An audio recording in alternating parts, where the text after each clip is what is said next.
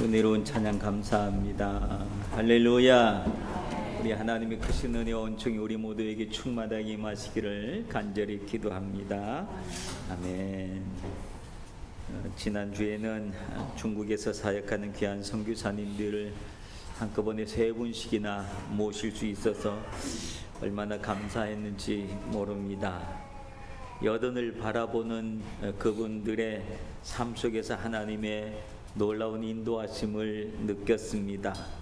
너무나 신기한 것은 그분들과 하루하루를 지내면서 대화를 할 때마다 희한하게 옛날부터 저와 관련된 또 사모와 관련된 이 접촉점들이 얼마나 많았는지 몰라요. 그래서 아니 어떻게 그분을 알고 계시냐고, 아니 그때 그렇게 계셨었냐고, 이제 그러면서 많이 놀라는 며칠간을 보냈습니다.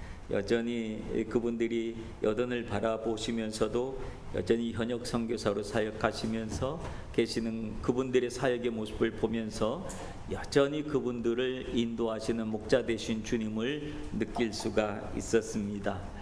오늘 본문에 있는 내용은 우리가 잘 알고 있는 내용입니다. 여호와는 나의 목자시니 내게 부족함이 없습니다 라고 하는 그런 고백입니다. 이 고백은 다윗의 신앙 고백입니다. 근데 이 다윗의 이 신앙 고백, 여호와는 나의 목자시니 내게 부족함이 없습니다 라고 하는 이 신앙 고백이 다윗이 언제 한 신앙 고백이냐라고 하는 것이 중요합니다.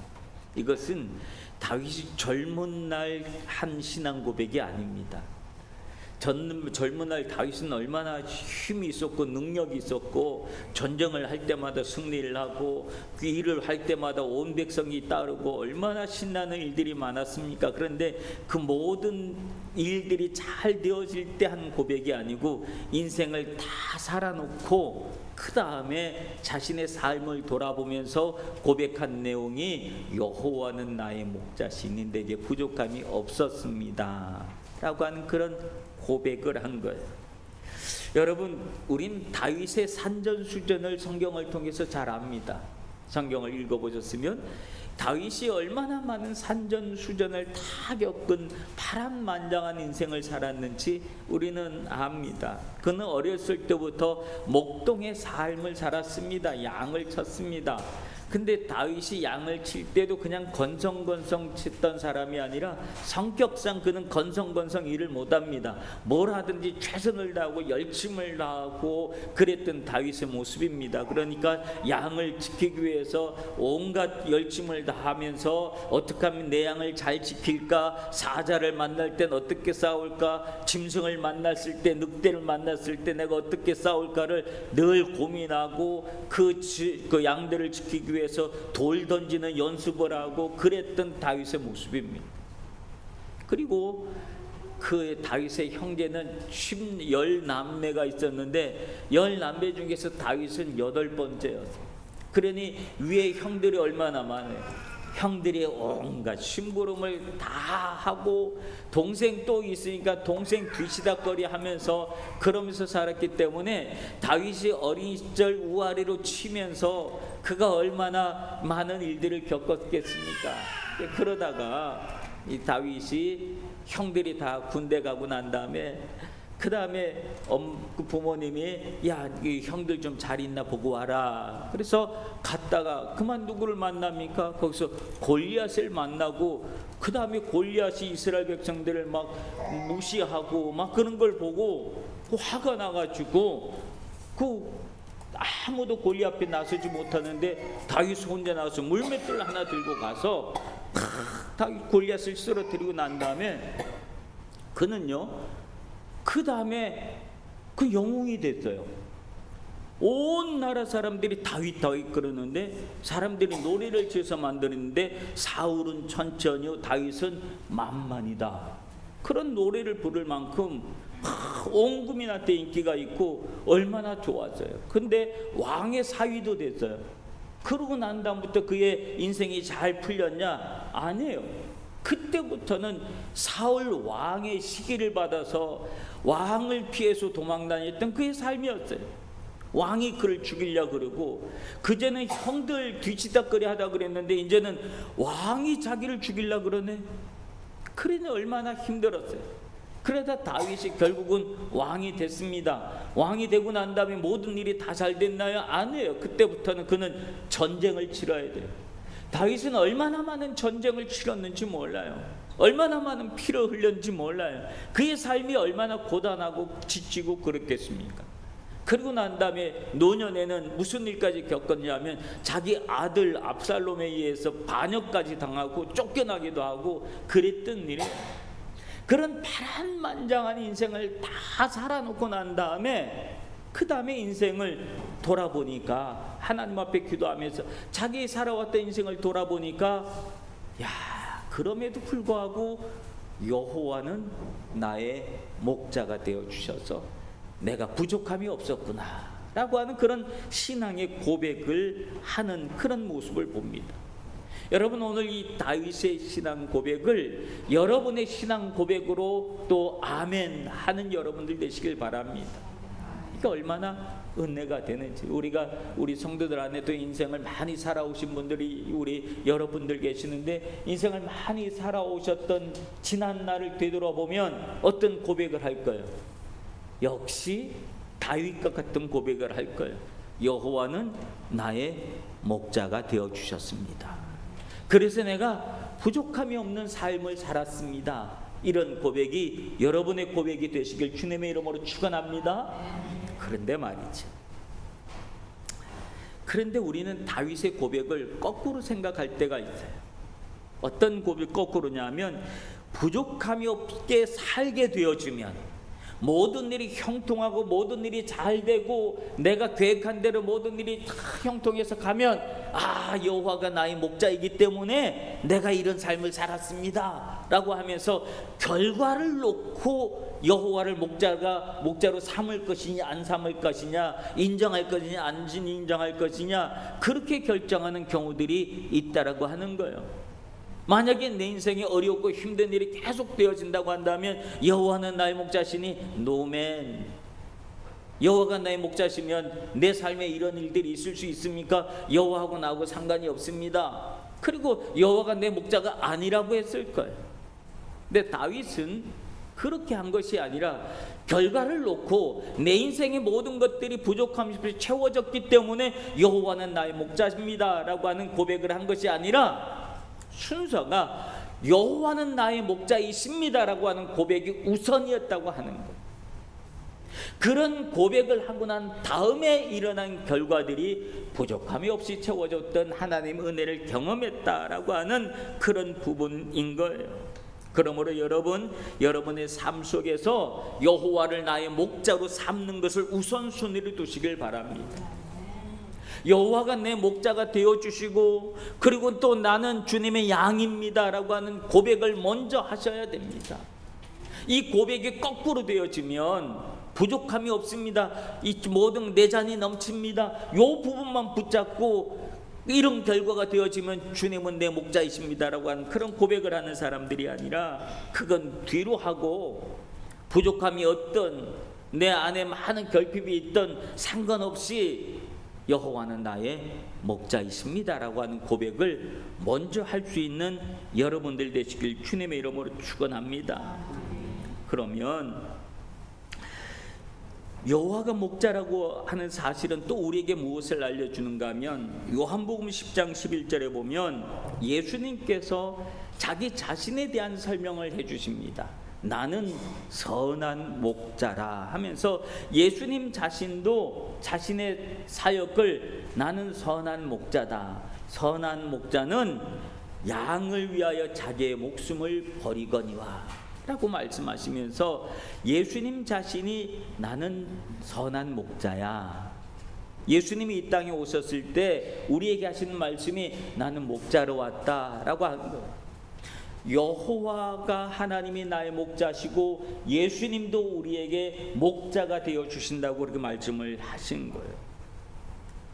예수님이 우리에게 선한 목자로 가셨을 때 그 뒤따르는 말씀의 의미들이 참 우리 마음속에 와닿습니다. 왜냐하면 선한 목자는 양을 위하여 자기의 목숨을 버린다라고 합니다. 예수님이 우리에게 선한 목자로 오셨기 때문에 예수님은 우리를 위하여 자신의 목숨을 버리신 줄로 믿습니다. 우리를 위하여, 양떼를 위하여라고 하는 것. 그러므로 오늘 우리가 예수님을, 우리 주님을 나의 목자로 삼을 때 일어나는 일들이 오늘 다윗의 고백처럼 부족함이 없습니다라고 하는 고백이 자연스럽게 나오게 되는 줄로 믿습니다. 모든 것이 채워지고 넘쳤기 때문에, 부족함이 없었기 때문에 주님의 나의 목자가 아니라 내가 주님을 목자로 삼았기 때문에 나의 삶 속에 하나님은 모든 것을 은혜로 부어주시고 채워주셨습니다라고 하는 그 고백이 중요한 줄로 믿습니다. 그렇다면 그분은, 목자 되신 그분은 어떻게 우리를 이끄실까요?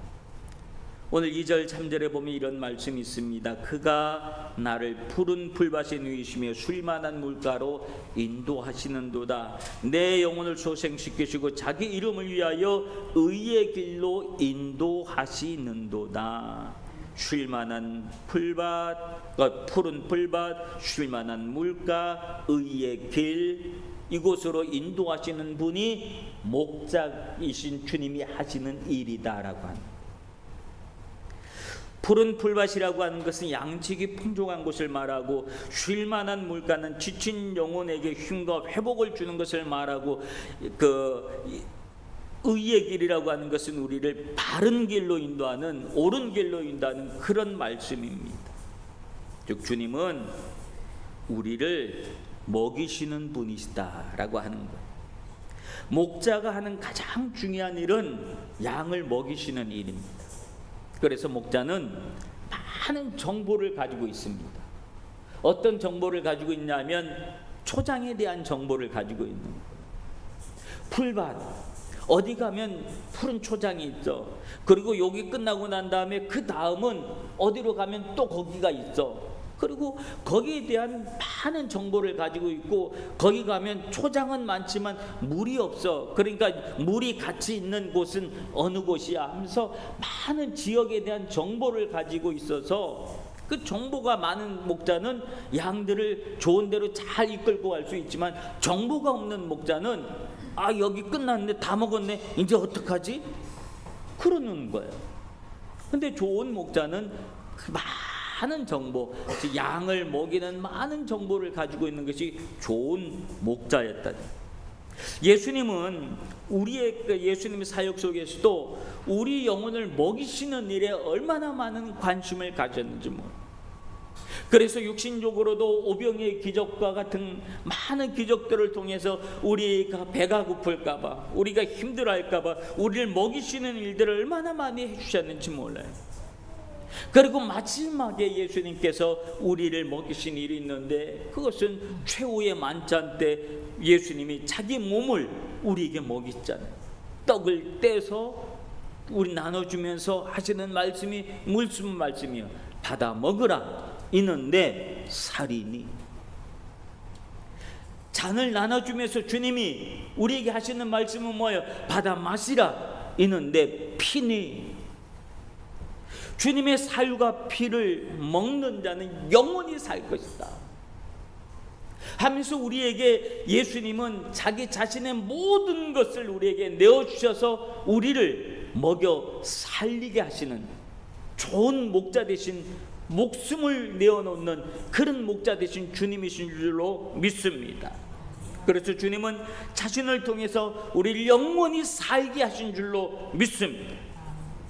예수님의 모든 사역을 이렇게 사역, 우리를 먹이시고 치료하시고 고쳐주시는 일을 하셨습니다. 그러므로 우리 주님을 목자로 삼으면 목자 되신 주님께서는 우리의 모든 필요를 아시고, 우리가 무엇을 먹어야 하는지, 무엇을 마셔야 하는지, 어떤 길을 가야 하는지, 어떻게 살아야 하는지, 그것을 아시고 우리를 그것으로 인도하여 주시는 분이신 줄로 믿습니다. 그 고백 앞에 우리의 고백은 어떤 고백이 나올까요?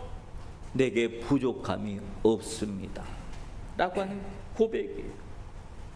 우리가 주님께서 근데 중요한 것은 주님, 그러니까 우리의 목자가 되어주세요 하고 우리가 예수님 앞에 부탁을 한 게 아니라는 거예요. 예수님, 우리의 목자가 되어주세요, 내가 부탁을 한 것이 아니라 주님께서 스스로 말씀하시기를 나는 선한 목자다. 그러면서 주님이 스스로 우리에게 목자가 되어주신 줄로 믿습니다. 목자로 우리에게 오신 줄로 믿습니다. 그게 중요한 거예요. 그러니 오늘 우리가 해야 될 일은 그 목자 되신 주님을 따라가는 무엇이 되어야 한다? 양이 되어야 된다. 네, 여러분, 양이 어떤 존재인지, 여러분, 양하면 어떤 이미지가 드나요?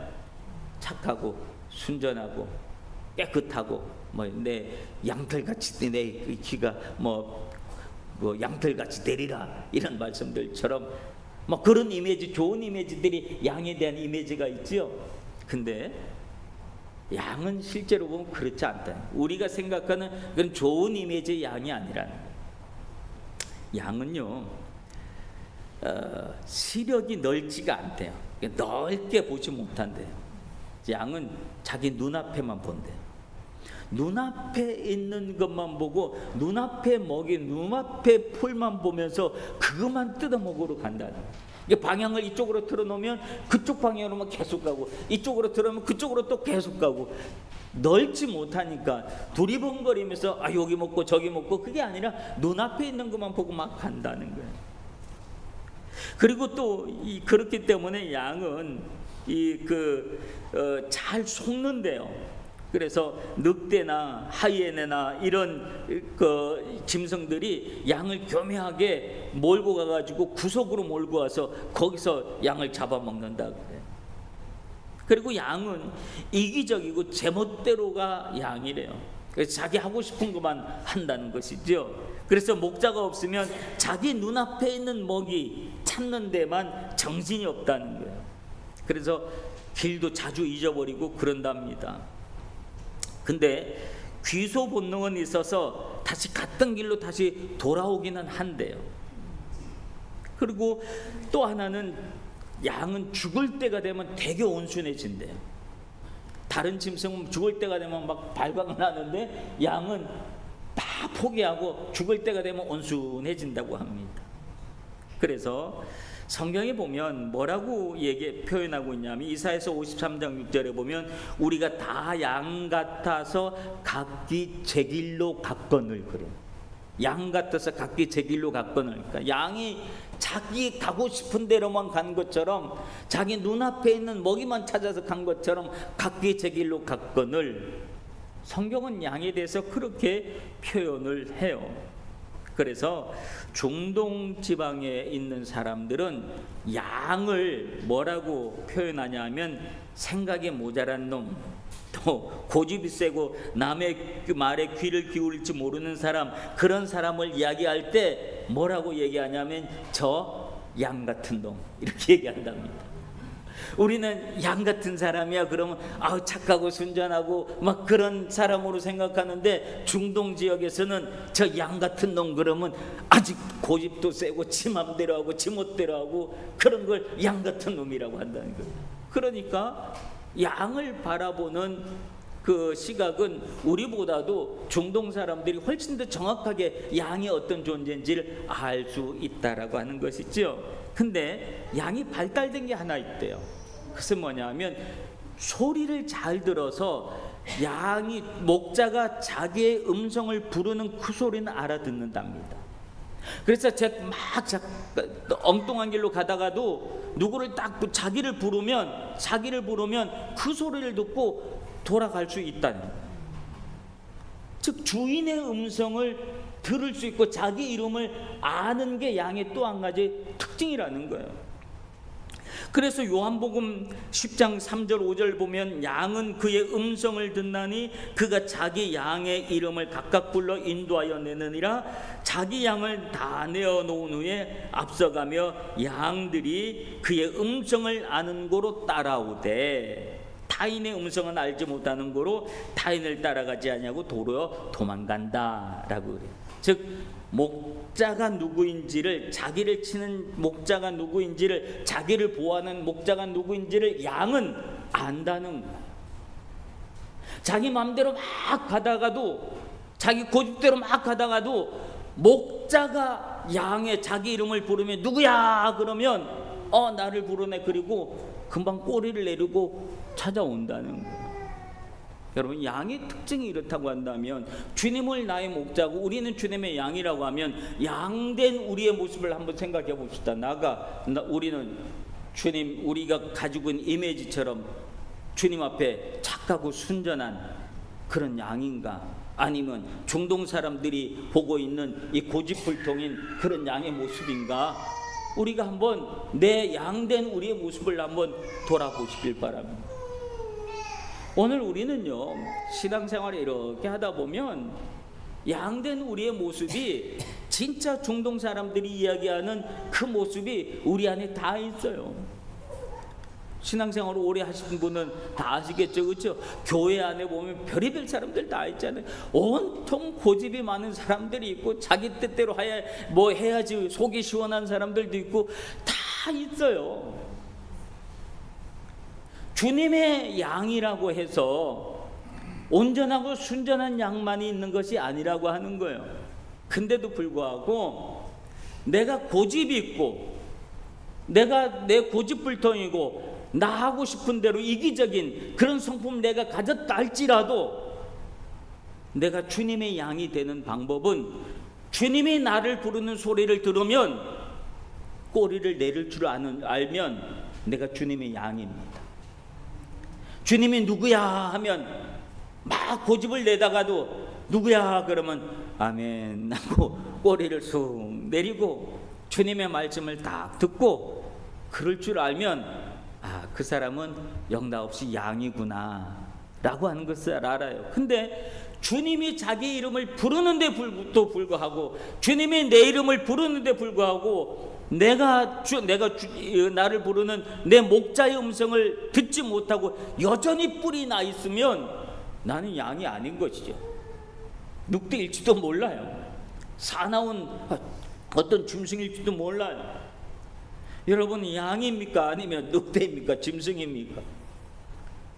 그거는 우리의 본성이 어떠냐의 문제가 아니라 주님이 내 이름을 부르실 때 아멘 하면서 내 모든 고집을 다 내려놓을 수 있으면 우리는 주님의 양인 줄로 믿습니다.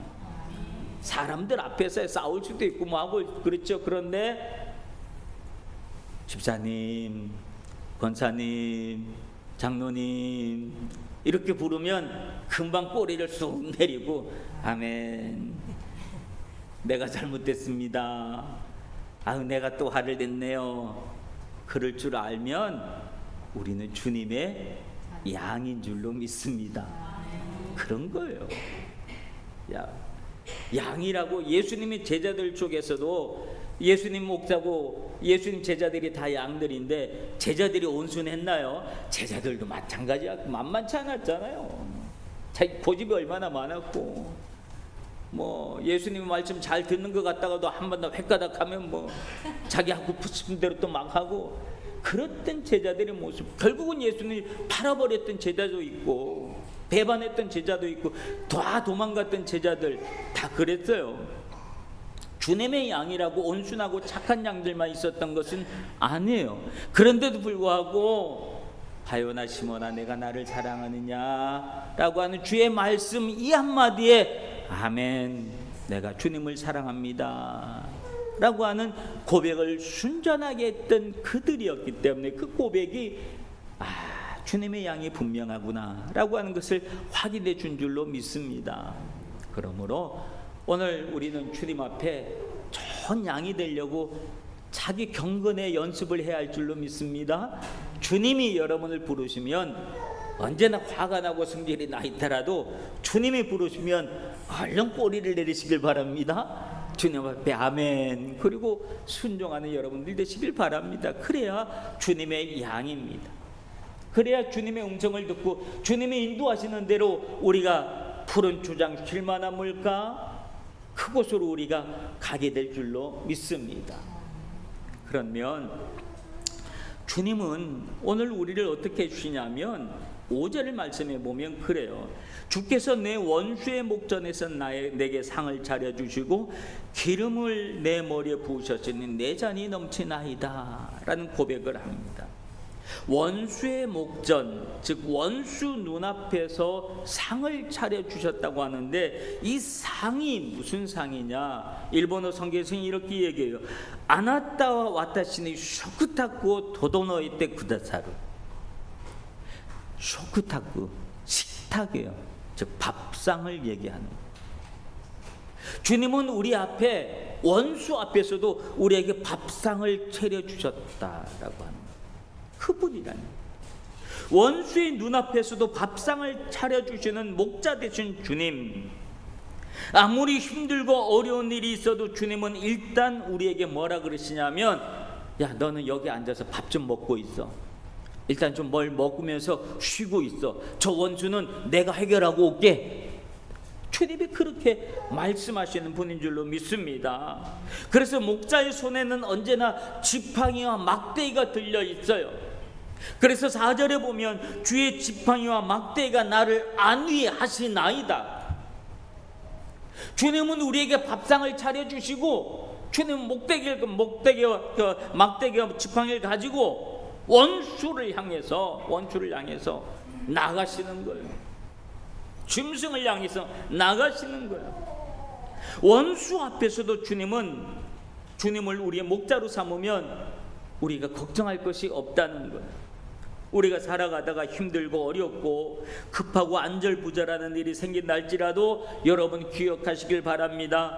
우리의 목자 되신 주님은 그런 상황 속에서도 오로지 우리만 보는 거예요. 우리가 상할까봐, 우리가 배고플까봐, 우리가 아플까봐, 우리가 겁먹고 마음 졸이고 그럴까봐 주님은 일단 우리를 불러놓고 밥상을 먼저 차려주시는 거예요.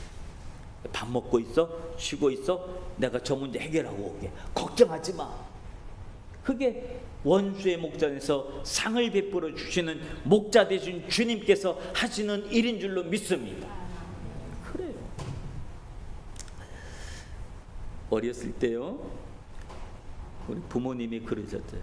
아버지가 좀 무서우셨거든요. 그래서 막 옛날 어른들은 밥 먹다가 화가 나시면 옛날 아버지는 그래서 밥상 뒤집어 엎었어요. 그죠? 막 우리도 어렸을 때 아버지가 밥상 뒤집어 엎고 그런 걸 저도 봤어요. 그래서 그러면 얼마나 화가 나는지 분위기가 싸해지고 막 무섭고 그렇잖아요. 근데 그런 일이 있으면 우리 어머니가 내가 뭘 잘못해서 아버지가 화가 나 있어요. 그러면 어머니가 뭘 했냐면 아버지를 바깥으로 내보내요. 그리고는 하신 일은 밥상을 차려줬어. 야 이것 좀 먹어라. 야단을 맞더라도 일단 먹고 보자. 그리고 밥을 먼저 먹여주셨어. 그 밥을 먹다 보면 아버지가 왜 화가 났는지 내가 알잖아요. 그러니까 밥을 먹다 보면 한 숟갈 두 숟갈 뜨다 보면 괜히 눈물이 나는 거야. 내 잘못이 깨달아지니까. 그 막 밥 먹다가 울고 막 눈물 흘리고 막 아버지 잘못했어요. 나중에 밥 먹고 와서 아버지 잘못했어요. 그리고 바싹 밀었던 그런 기억이 나요. 원수의 목전에서 상을 베풀어 주시는 아버지의 마음, 그 목자의 마음, 그 마음이 그런 마음인 거예요. 주님은 여러분에게 어떤 일이 있어도 여러분을 배고프게 안 하시는 줄로 믿습니다. 불안하지 않도록, 힘들지 않도록, 무서워하지 않도록, 겁나지 않도록 여러분을 감싸 안아주시고 원수의 목전에서도 상을 차려주시고 일단 먹고 있어. 괜찮아. 다 괜찮아질 거야. 내가 네 목자잖아. 뭘 걱정하니? 네가 걱정하는 거 내가 해결하고 올게. 걱정하지 마. 우리를 그렇게 안아주시는 주님이신 줄로 믿습니다. 사랑하는 성도 여러분, 오늘 다윗은 자신의 인생을 돌아보면서 고백한 그 고백이, 다윗이 고백을 우리 마음속에 우리도 한번 새겨보십시다. 여호와는 나의 목자시니 내게 부족함이 없습니다 라고 하는 이 고백. 그리고 6절에 보면 그렇기 때문에 내 평생의 선하심과 인자하심이 반드시 나를 따르니 내가 여호와의 집에 영원히 살겠습니다 라고 하는 이 고백, 이 결단이 늙은 다윗의 고백이었습니다. 여러분, 우리 여전히 우리 인생길을 살아가고 있는 과정입니다.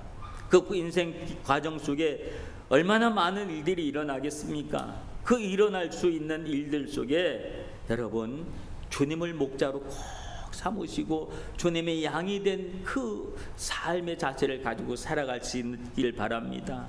그러면 주님은 주님을 목자로 삼고 있기 때문에 주님은 우리를 인도하실 때 푸른 초장 쉴만한 물과 의의 길로 우리를 인도하고 가실 줄로 믿습니다. 그러다 보면 주님께서 우리에게 베풀어 주시는 부족함이 없는 잔이 넘치는 그런 은혜가 여러분의 삶의 모습에 풍성하게 임하게 될 줄로 믿습니다. 그러므로 아침에 눈을 뜰 때 기도하시길 바랍니다. 오늘도 주님이 나의 목자가 되어 주셔서 나의 삶을 이끌 것인데, 하나님, 내가 순한 양이 되어서 목자 되신 주님을 잘 따라서 오늘 하루를 살아갈 수 있도록, 이번 한 주간을 살아갈 수 있도록, 또 이번 한 달을 살아갈 수 있도록, 그리고 또 나의 평생의 삶을 살아갈 수 있도록 하나님 은혜 주세요. 그렇게 아침에 일어나면 기도하시길 바랍니다. 그러면 주님은 여러분에게 정말 푸른 주장 쉴만한 물가에로 여러분의 삶을 인도하시고 복을 주시는 그 하나님의 은혜를 여러분이 경험하게 될 줄로 믿습니다. 원수의 목전 앞에서도 상을 차려주시는 그 주님을 잊지 마시기를 바랍니다. 기도하겠습니다. 우리를 구원하신 주님은 우리 인생길의 목자가 되어주신 분이신 줄로 믿습니다. 그 목자가 되어주신 그 주님을 바라보면서 내 이름을 불러주시는 그 주님의 음성을 들으며 우리 인생길을 살아갈 수 있도록 도와주시옵소서. 부족함이 없는 삶, 내 잔이 넘치는 삶, 상을 베풀어 주시는 그 삶은 주님을 목자로 삼을 때 주어지는 이름을 우리가 기억하게 하여 주시옵소서. 예수님 이름으로 기도합나이다. 아멘.